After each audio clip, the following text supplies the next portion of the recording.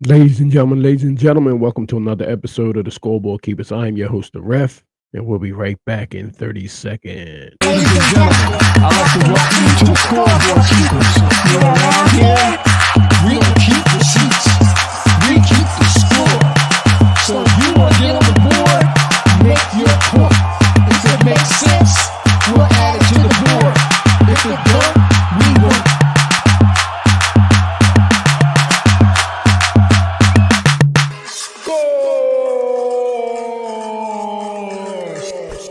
Scoreboard Keepers. Ladies and gentlemen, welcome back to another episode of the Scoreboard Keepers. And I know y'all see the title. Does Cuffy really know the case? What's really going on here? Has he talked to Big Meech? Is anybody, his counsel, anybody telling him that there's problems with the case? What's really going on here? Well, we're going to break down Cuffy's phone call that shows that he really don't either understand the case or he's not trying to understand the case, but eventually we have to deal with the truth. Let's break it down. How you doing, man? Brother, it's an honor to have the opportunity to talk to you, brother. I wanted to have a more detailed orientated conversation so that we can get at some truth, because right now Big Meech is on the run. I just found out that his lawyers filed a lawsuit against 50 Cent. So that's what's going on right now. That's breaking news going on right now. Okay. All Well, right. you know, most of that what I'm hearing is coming from Stars. Yeah, he's contractually locked in with Stars. Okay. There are rumors that Big Meech or Southwest T's first big payday in the game came from you. I want to know, how did you meet Big Meech, and under what circumstances did you meet Big Meech and T? One big secret to making print on demand a profitable 5 or 6 figure business is how did you meet Big Meech, and under what circumstances did you meet Big Meech and T? I met Big Meech in the early 90s. He come to town with a friend of mine, an older gentleman, KT. We're about the same age, so we just hit it off, man. We hit it off. We started getting money together. We moved our families down to Atlanta in the early 90s. Okay. So this is nothing new. We have nothing. You know what I mean? Mm-hmm. So, you know, really the D was Lil Boy in the Okay. Right. So, you know, when I got to the loop, you know, I'm telling him, come on down here. I'm gonna put you on 10. Okay. And that's exactly what I did. Okay. Come to St. Louis. Is it true that you actually showed him the value or how to properly move or maneuver in the game, and that you put his first $1 million cash in his hand? Is that true? That's very true.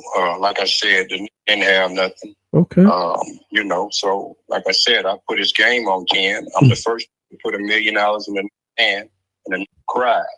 And the exact words were to me was, been holding them back in the D. Okay. That's a little known fact, because most people who are not from that era, they think that Big Meech left Detroit a millionaire already. They're under the impression that when he left because he had grew too big to be here. They don't understand that that's not what was happening. They don't understand that some of the bigger motherfuckers in Detroit were holding their nuts on Big Meech. So he migrated to the South because that was the best thing for him to do. Okay. No, Rick, the truth is, no, he was never that type of in the D. His money didn't come out of the D. His bread came out of the loo, homie. His bread came out of the loo. He didn't have nothing. Well, let me tell you what the DEA agents thought. Page 5 of the affidavits of the Franks hearing. The third affidavit asserted facts related to the suspected drug distribution conspiracy between Demetrius Flannery, Dion Gatlin, and Fidel Suarez. More specifically, the affidavit asserted that Demetrius Flannery was a purported national leader of Black Mafia family, BMF drug trafficking organization, and had been sentenced to 30 years imprisonment for drug trafficking activities. The affidavit further asserted that based on information previously known by DEA St. Louis, Dion Gatlin was a member of St. Louis BMF and was an associate of Flannery. So when he left Detroit and you put that first $1 million in his hand and he didn't have nothing and you put him on 10, you actually put him in the eyes of the DEA agents also. Because this third affidavit on page 5 that I'm looking at, that you said to go look into Frank's hearing, we went and looked it up.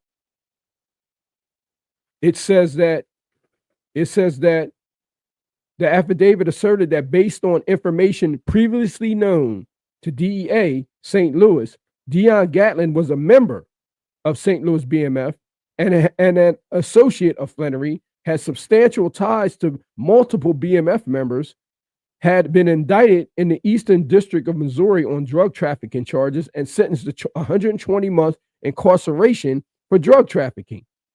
The affidavit asserted that based on information from CS1 and an independent investigation by DEA St. Louis, Suarez owned and operated a truck company in California and had been investigated and or arrested without conviction for suspected drug trafficking in 2005 and 2009 before you met him. So it's a lot going on in St. Louis prior to your knowledge. In addition, right? You put the first $1 million in Meech's hands and you told him to come down and you was going to put him on 10. An independent investigation by DEA St. Louis agents revealed 2 large quantity drug seizures from trucks operated by Suarez Trucking Company. Finally, the affidavit asserted that based on information CS1 provided DEA Atlanta agents, Flannery and Suarez became associated while both were incarcerated, and for monetary gain, they said that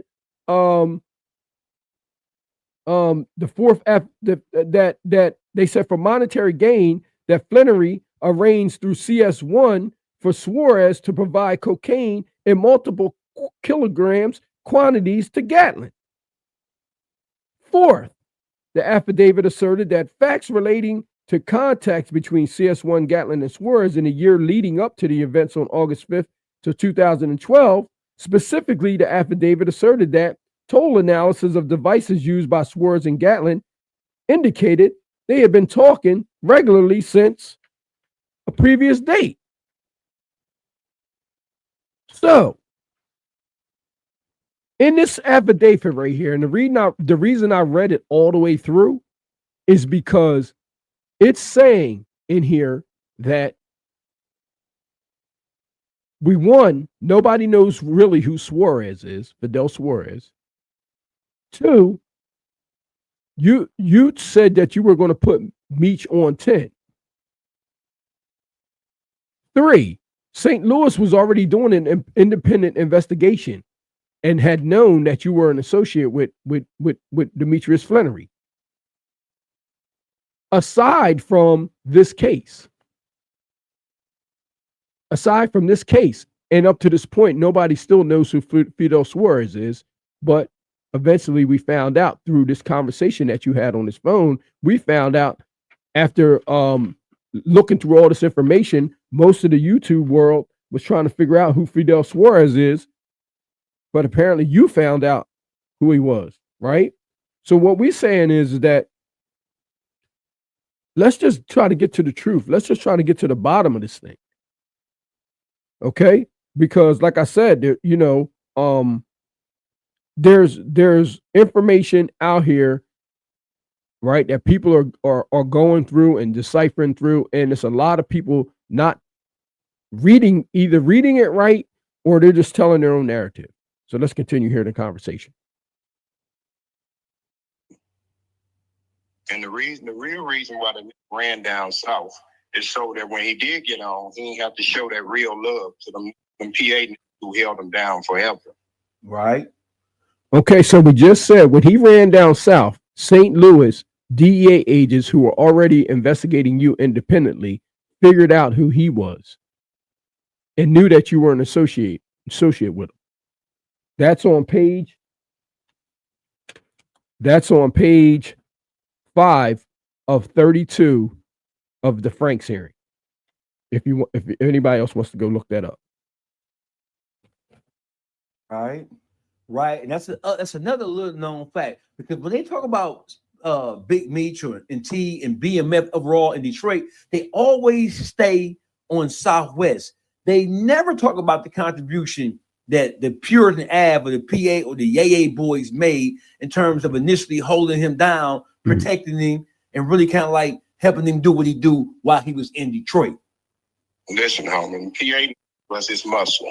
Mm-hmm. These niggas were E-course, homie. Let's be real about this. Okay. So the PA was his muscle. Mm-hmm. So when the nigga really got on, ran off on them for real. You feel me? Right. They ran down south on them. That's the truth. Okay. I got you. So when I started Walton Goggins Goggle Glasses, I needed a website. Figuring out how to make one was pretty hard.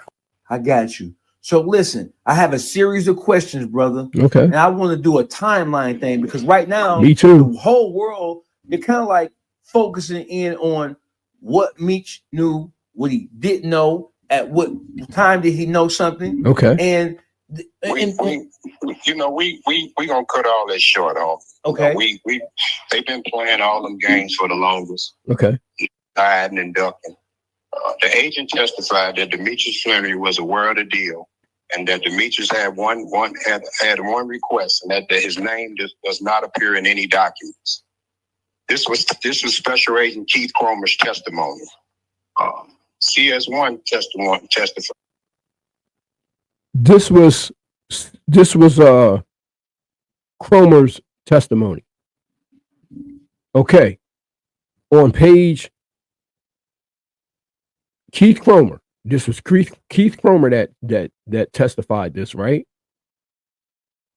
On page 2 of your Franks hearing, it says, let me get this right.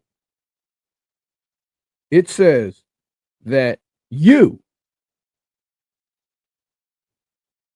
Cuffy, and your defendants, right, challenged the validity of your Franks hearing wiretap case, learning that a DA Atlanta group supervisor, Keith Cromer, and one more of his direct reports were being investigated by the Office of Professional Responsibility and the Office of Inspector General for, among other things, an allegedly inappropriate relationship between Agent Cromer and a confidential source, improper payments to confidential source, and falsified reports to justly improper payments. Based on what was known about the investigation at the time, the United States conceded that the defendants were entitled to a Franks and agreed to disclose materials related to the investigation to the council. So right on page 2 and 3 of 32 of the Franks hearing, it's saying that you knew. It's saying that you knew that that Keith Cromer was lying. That you knew that he was filing false reports.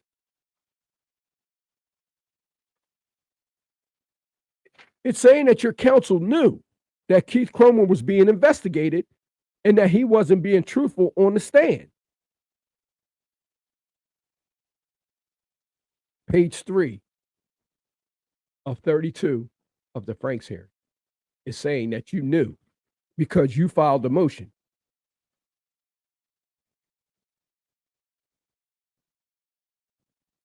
Defendants, not just you, but everybody, Defendants challenged the validity of the wiretap affidavit under the Franks. This was the reason that you filed for the Franks hearing, is because you knew that Keith Cromer wasn't being honest on the stand. You knew that he had issues.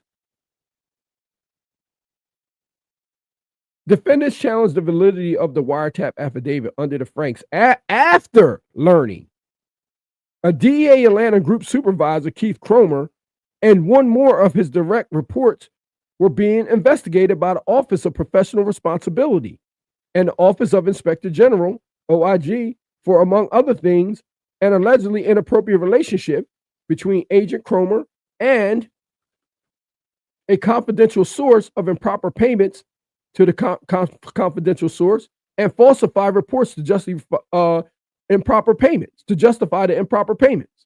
Based on what was known about the investigation at the time, the United States conceded defendants were entitled to the Franks hearing and agreed to disclose the information related to the investigation.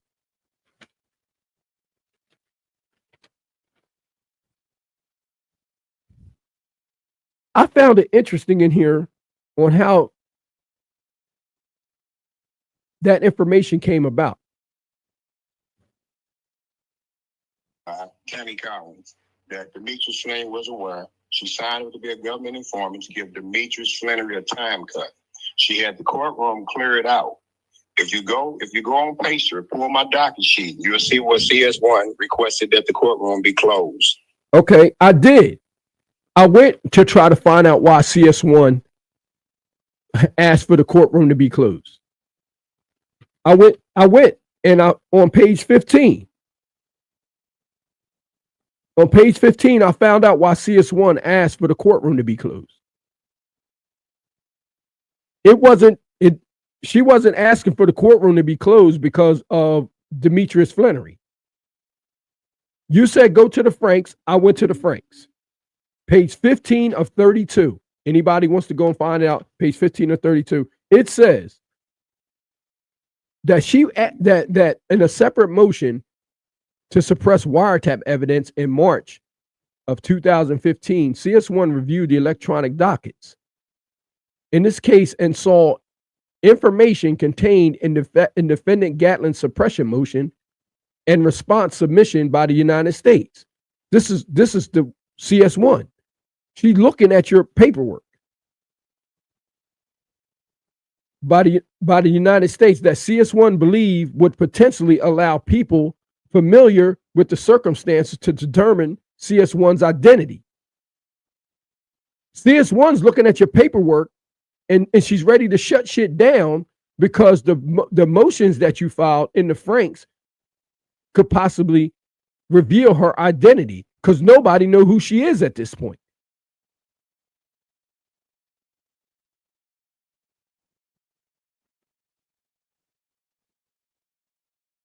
In March 2015, CS1 reviewed the electronic docket in this case and saw information contained in the defendant Gatlin suppression motion and responsive submission by the United States that CS1 believed would potentially allow people familiar with the circumstances to determine CS1's identity. Upon reviewing the court filings in this case, CS1 contacted her controlling DEA agent at the time, James Davison. Agent Davison testified at the evidentiary hearing that CS1 expressed concern that motions filed in this case and the government's response to those motions contain specific detailed information that CS1 feared would reveal her identity and make it much easier for someone to figure out CS1's identity. Not Big Meech. Not Big Meech. CS1 panicked and took several measures to try to protect herself. Not protect Big Meech. Those measures included contacting undersigned magistrate judge, whose chambers referred CS1 to the United States Attorney's Office, and driving several hours to Louisiana after learning about the court filings to attempt to see Flannery to try to explain her position. She's running the Meech.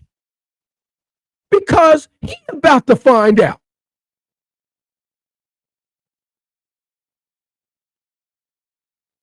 I'm telling y'all, this is why the title says what it says, that we don't think Cuffy understands what's going on out there, people. He hasn't spoken to Meech in a long time. All he knows about is this case. He's been in the walls, and it's about high time that somebody has to talk with him and tell him.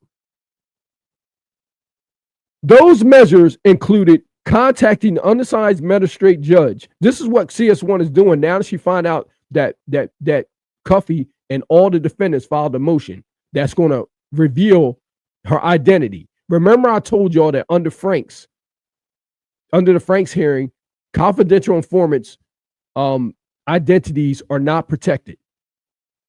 So that means that any informants in here under the Franks hearing are going to be learned about.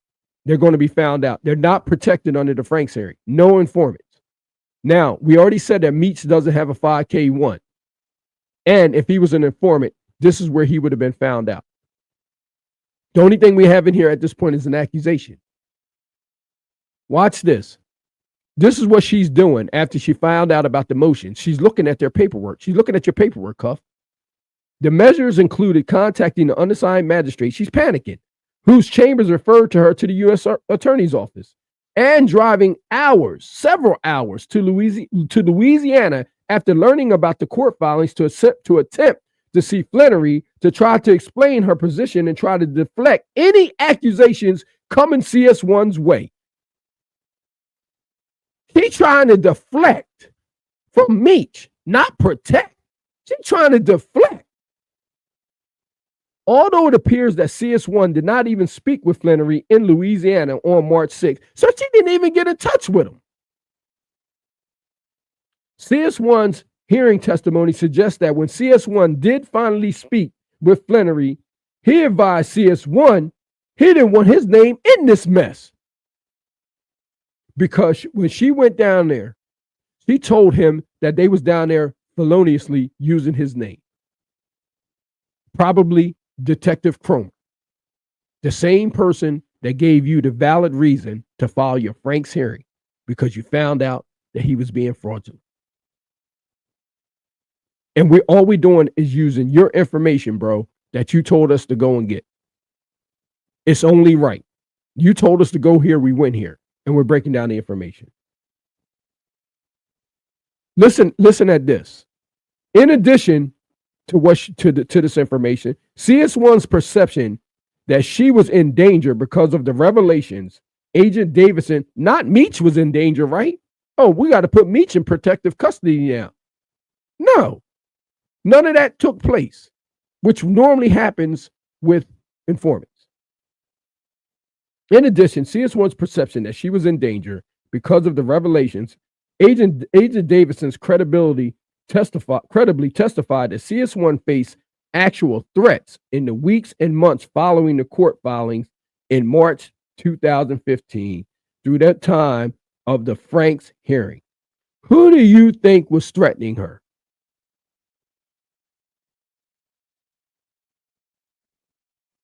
Who do you think was probably trying to really get at her? And further, to attempt to protect herself in the spring of 2015, CS1 stated in a draft affidavit that the wiretap affidavit contained false information and outlined a different version of events from what is set out in the affidavit. CS1 never signed the affidavit or swore to it, but CS1 relayed some of the information in the unsworn affidavit to Gatling's former counsel, DA agents, and prosecutors from the U.S. Attorney's Office in St. Louis. She's helping. She's helping.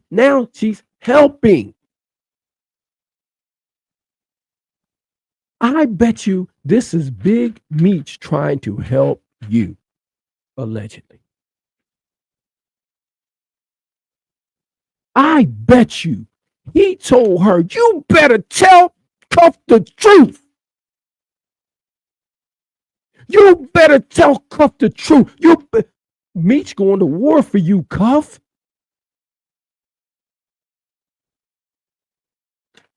How do you think your counsel got that information, Cuff? How do you think your counsel got that information about the unsworn affidavit for you to file for the? How do you think they got that information? In further attempts to protect herself, in the spring of 2015, CS1 stated in a draft affidavit that the wiretap affidavit contained false information and outlined a different version of events from what is set out in the affidavit. CS1 never signed the affidavit or swore to it, but CS1 relayed some of the information in the unsworn affidavit to Gatlin's former counsel, DEA agents, and prosecutors of the U.S. Attorney's Office in St. Louis. CS1 also threatened to circulate the unsworn affidavit to all parties involved, including the undersigned. CS1's unsworn affidavit specifically takes issue with statements in the wiretap affidavit suggesting that Flannery hooked up the deal between Gatlin and Suarez. When she went back to Louisiana and spoke to Meech, and he found out what was going on, he said, "You better get my name up out that mess. I ain't got nothing to do with it. And you better give it to Coast people." On page report my docket sheet. You'll see what CS1 requested that the courtroom be closed. We found out why. I just read it. I just read why. Question, Cuffy. At any time during the initial stages of your indictment involving this whole Tammy Comments thing, did you talk to Big Meech, or did you send a message to Big Meech in any way to tell him or to alert him of what was going on?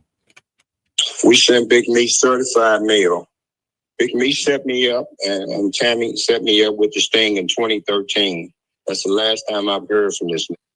We sent them correspondence through the attorneys. No, Cuff. You did hear from Meech. You just didn't realize you was hearing from Meech. How do I know? How do I know? How do I know you was hearing from Meech? This is how I know you was hearing from Meech. You just didn't realize you was hearing from Meech. Meech was trying to get at you. I don't know if you just suspected him to pick up the phone or start writing things on paper. I don't know how you suspected to hear from him. I don't know if you expected him to pick up the phone while he was locked up. I don't know. All I know is that he was moving. This is how I know.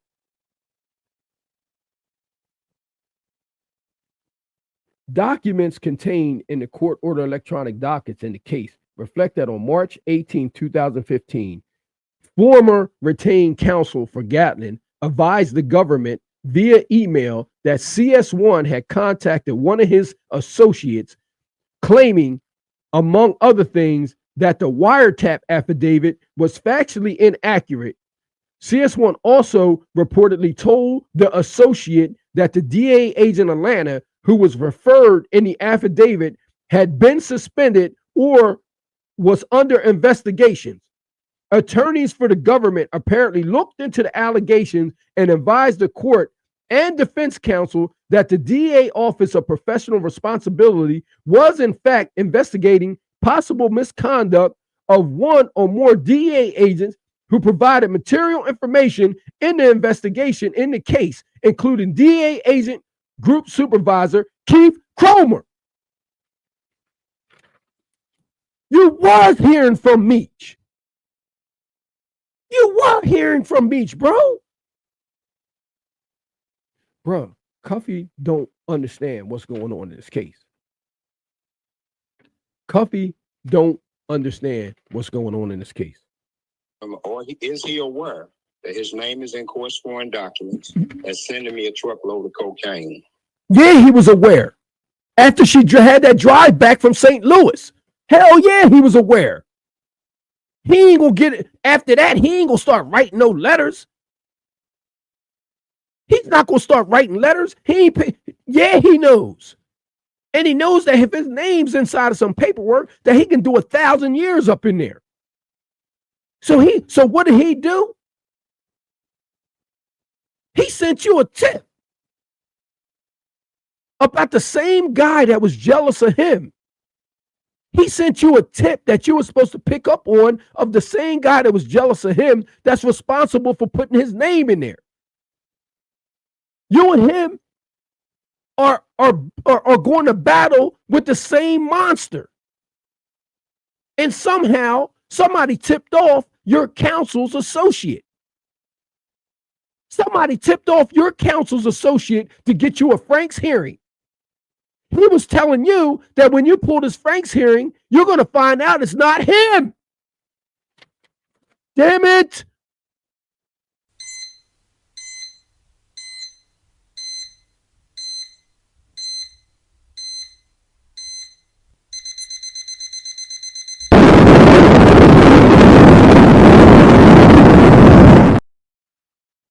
He never responded. We know he got the mail because we sent everything certified.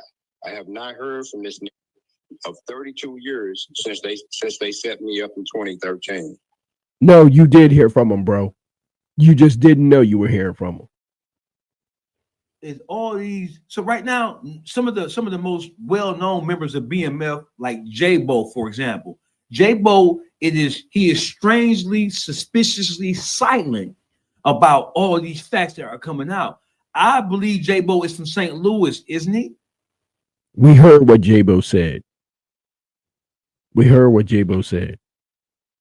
Okay? If you don't know what J-Bo said, go look it up. He's very skeptical. And he came with a whole different angle. And it didn't have nothing to do with Meech. He is. Okay. He is. What's your relationship with him? You know, I never knew J-Bo. He was cool with my little brother, Magic or Wani. He passed on the first BMS indictment. He passed in USP Atlanta from an asthma attack. Gotcha. So I never knew J-Bo. He was always one of the little homies.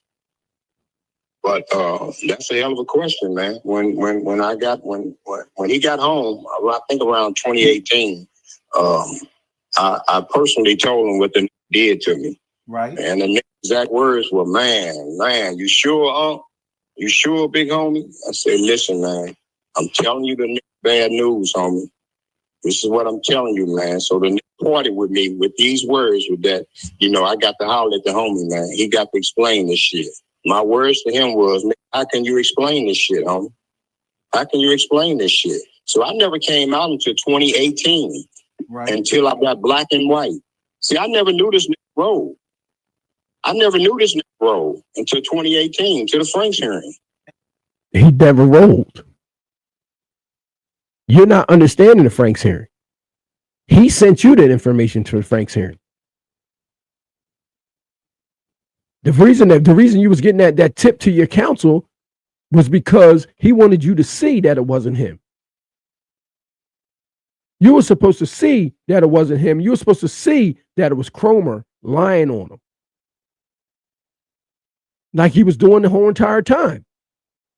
You were supposed to pick up on that. And tell us what happened in Frank's hearing that really alerted you that Big Meech had a hand in this. What happened? Well, CS1, Tammy Collins testified that she became a government informant to give the Meech Slinger a time cut. And we said, whoa, you serious? So then she further testified that he was aware of the deal. Special Agent Keith Cromer testified that. No, she didn't. No, she didn't. No, she didn't. Page 14 of your Frank's hearing. Page 14 of your Frank's hearing. That was the affidavit, the unsworn affidavit, that his name was put in there. At the evidentiary hearing, CS1 denied that Flannery had any involvement in the drug trafficking activities between Suarez and Gatlin, and denied that CS1 ever informed DA agents that Flannery was so involved. CS1 also denied that he or she ever informed DA agents that Flannery directed CS1 to connect Gatling and Suarez. However,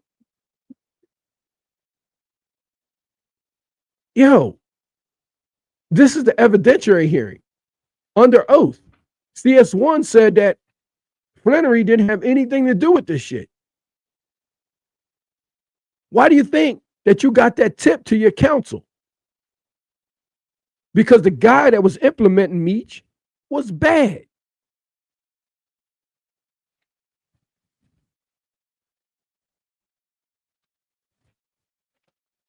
At the evidentiary hearing, CS1 denied that Flannery had any involvement in drug trafficking activities between Suarez and Gatling, and denied that CS1 ever informed DA agents that Flannery was so involved.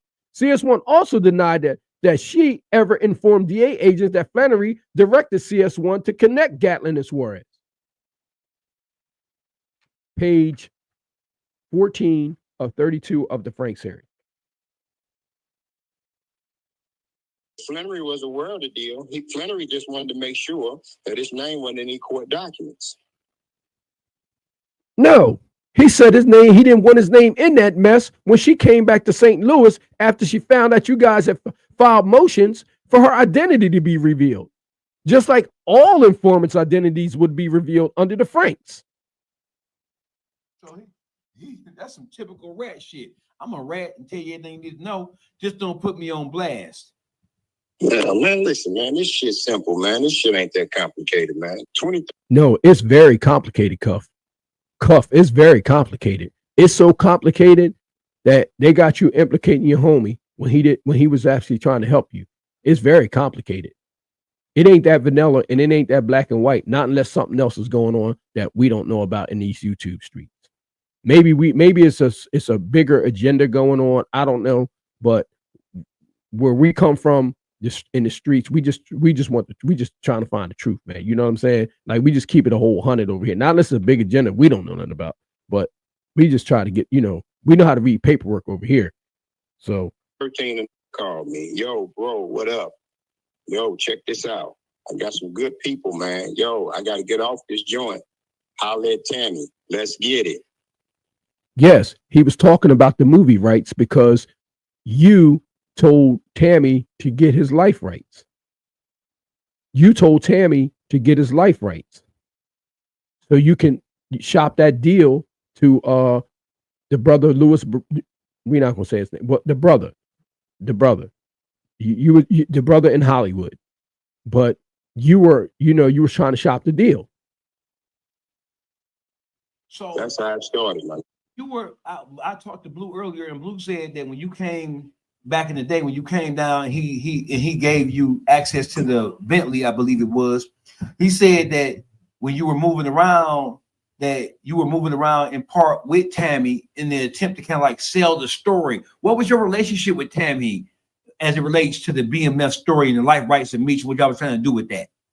He introduced me to Tammy around 2009. My job was to procure a movie script.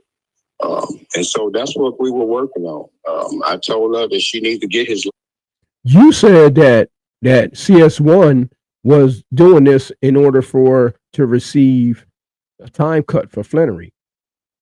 On the affidavit on page 4, second affidavit, it asserted that relating both to CS1's reliability as an informant and measures DEA St. Louis investigators took to corroborate information provided by CS1 as CS1's reliability. The affidavit attests that CS1 was cooperating with DEA for monetary gain and had been shown to provide reliable information to DEA regarding a multitude of felonious activities and had provided information that resulted in an arrest of at least one individual and seizure of drugs and U.S. currency.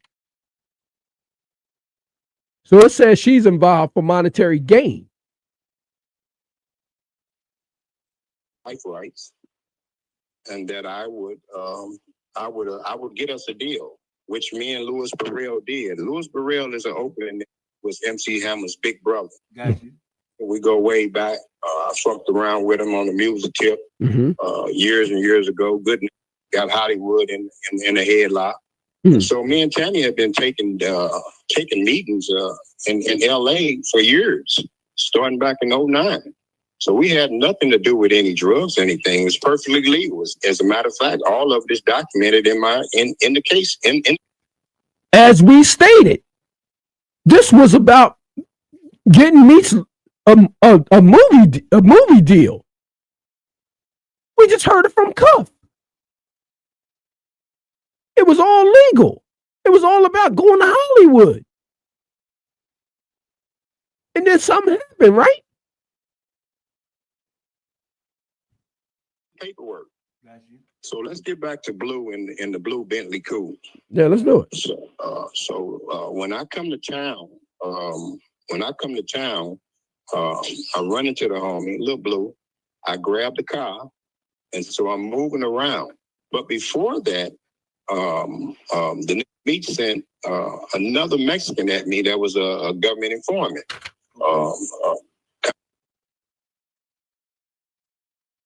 Is this Fidel Suarez? Is this Fidel Suarez? How do we know he's a government informant? Cuff said he's a government informant. How? How do we know that? They said that this individual was locked up with Meech somewhere. So how let's find out. Confidential source. I didn't know that the nigga was bad, but when I meet him, he rubbed me the wrong way. You feel me? And so I bag up both of them. But come 2018, when we get the discovery, I find out that he was an agent. What?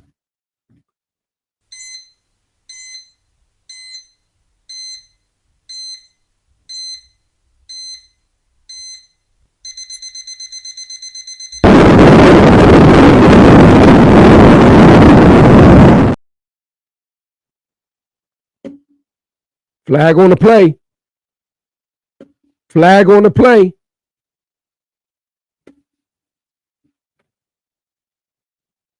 He went and got the discovery and found out that this Mexican was an agent.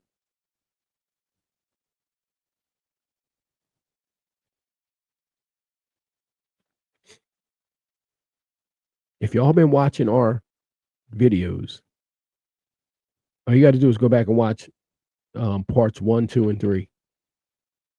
Because the question was, who was Fidel Suarez? And according to Cuffy, in his discovery,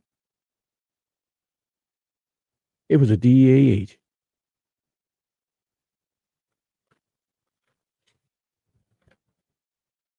The fact that formed the basis for the wiretap authorization were set out in the affidavit can be roughly grouped into 5 categories. The first, the affidavit asserted facts regarding to the events on August 5th, 2012, which triggered the investigation. Namely, the affidavit asserted that on August 5th, 2012, a confidential source being utilized by DEA agents Atlanta, CS1, alerted DEA Atlanta agents to a suspected drug transaction occurring in St. Louis between a suspected source of supply, Fidel Suarez, and defendant Dion Gatlin.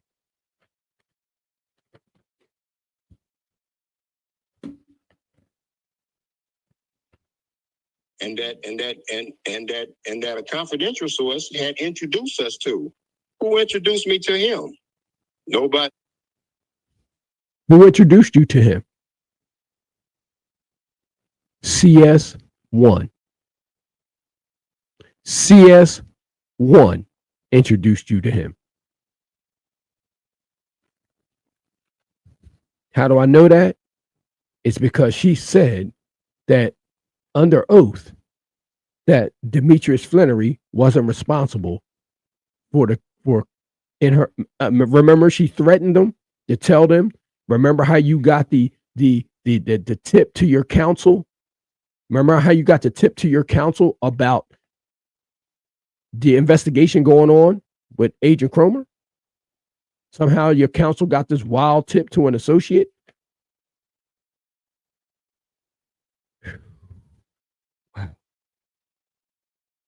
No, nothing other than Big Meech. Yeah. Nothing came out of that because he rubbed me the wrong way. He got to talking about who caused this, man. Is it paid for? So it just rubbed me the wrong way. I didn't think he was a police or anything. I didn't think he was a police, but he was just weird. You feel me? I bet.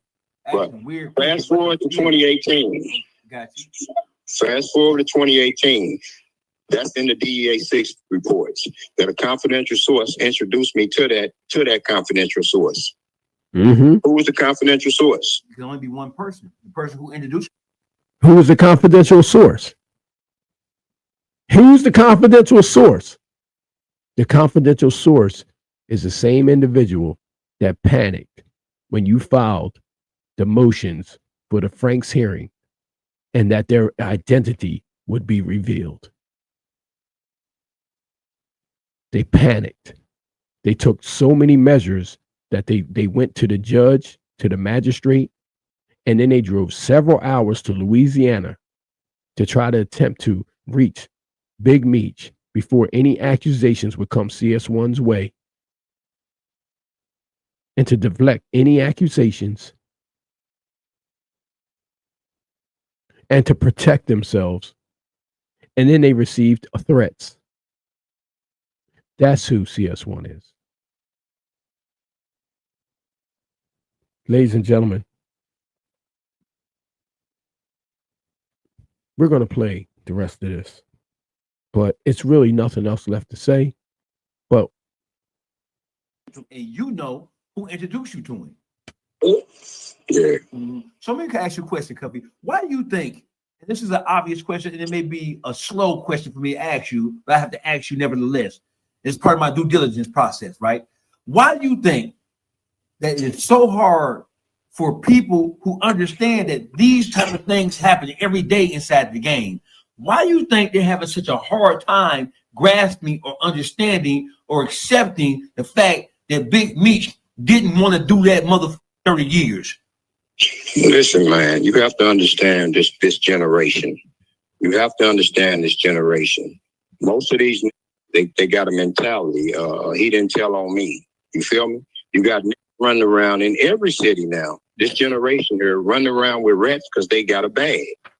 You know, you feel me? I've lost 30-year partners.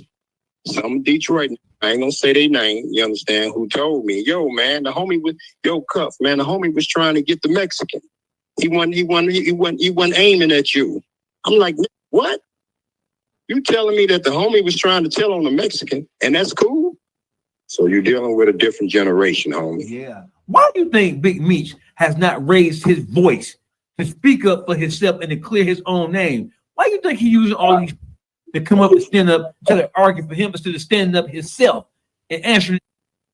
nobody got to defend something that they didn't have a problem with. He don't have to defend anything that he didn't know about. Why would Big Meech stand up and defend a ghost? When you stand up and start screaming and defending yourself, you make yourself look guilty. He don't got to defend nothing. He don't have to defend anything that he wasn't a part of. That's why you have that question. He don't have to defend anything that he was not a part of. Why would he have to defend himself when at the evidentiary hearing, CS1 denied that Flannery had any involvement in any drug trafficking activities between Suarez and Gatlin, and denied that CS1 ever informed DA agents that Flannery was involved? CS1 also denied that she ever informed DA agents that Flannery directed CS1 to connect Gatlin and Suarez. That's Big Meech being exonerated right there on page 14 of 32 of the Franks hearing. This shit for itself. Hey, dog, check this out, homie. This shit is indefensible. You feel me? This shit is indefensible, homie. So this is what I told my crew and all the fellas that I rock with. I told them that the nigga was going to have to hide Tammy Collins. And at any point that he fell out with her, because she's attention hungry, at any point that he fell out with her, that she would spill on him. You feel me? And this is what we have coming to fruition right now. Right. You understand what I'm saying? So this shit is indefensible, homie. All right. I 50 feel the same way I feel. This is an ungrateful. You feel me? Right. So this shit is indefensible, homie. Right. So how do you feel about people like Lil Meech and the Sosa guy, like trying to attack your family name and directly trying to go at your people, at your blood? How do you feel about that? It's a deflection. You know, I have no comment on these guys. Sosa's a worker. I don't know his son. I remember being around his son when he was first born. I know his mom, Tyra, but I don't know the kid. You understand? But you know, they trying to fight for their brand. They trying to salvage this BMF shit, homie. Because this is how they make their living. This is how getting in the clubs still to this day. This how you feel me? They trying to salvage their brand, homie. And you don't have men anymore. So the silence only says complicity. You feel me? Mm-hmm. I get you. I understand. See? So the silence means complicity. And we have the information right here that says something different. We have the information. No 5K1 hasn't even spoke. But yet people are running around calling them a rat. No 5K1. No testimony on a stand. Nothing revealed in the Franks hearing other than coming from a liar. 2 liars were on the stand, which gave the defendants, Cuffy and his other defendants, the ability from an anonymous source.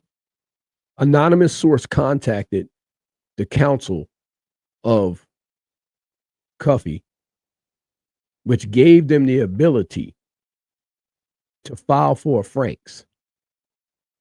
The Franks, which doesn't protect, which I will put under this video, the Franks does not protect confidential informants' identities. Somehow his counsel got an anonymous tip to one of the associates that there was some felonious things going on and that there was an affidavit, an unsworn affidavit. Now, who could have got him that type of information, man? Nothing but a friend. Nothing but a friend could have got him that type of hammer to use against Cromer. Nothing but a friend. At the evidentiary hearing, CS1 denied that Flannery had any involvement in any drug trafficking activities between Swerves and Gatlin, and denied that CS1 ever informed DA agents that Flannery was so involved. CS1 also denied that she ever informed DA agents that Flannery directed CS1 to connect Gatlin and Swerves. Ladies and gentlemen, that's going to conclude this episode of the Scoreboard Keepers. Big Meech did not tell. Big Meech did not tell. Big Meech did not tell. Big Meech did not tell. And where we're from, Big Meech did not tell. We can read paperwork, and I can tell you right now, if I was a betting man from behind them walls, when Big Meech, when she was found out that them motions was filed and her identity was about to be revealed, and she hauled ass to Louisiana to talk to him, I bet you he flipped out and told her it's a flag on the play, unsportsmanlike conduct. You better get it. You better go and tell Cuffy's lawyers that is something that the same dude that put me in here, that don't like me, that jealous dude, you better tell him that he's being investigated. You don't have to threaten everybody else to do it, which is what she was doing. Threaten the DEA agents and all that she was going to reveal that unsworn affidavit. It somehow ended up into the counsel of Cuffy. Somehow ended up in his hands to allow them to file a Franks. Even though they didn't win it, they still had an opportunity. And I'm pretty sure that the goal of that Franks if I had to guess, if I was a betting man, I would bet it was just to show that Meech wasn't testifying, didn't have a 5K1, and did nothing else. He was sending you a message subliminally, brother. Ladies and gentlemen, like, share, and subscribe to the channel. Leave your comments below and share this video. And I will see you guys on the next episode of the Scoreboard Keepers. Cuff, brother, he didn't tell on you, bro.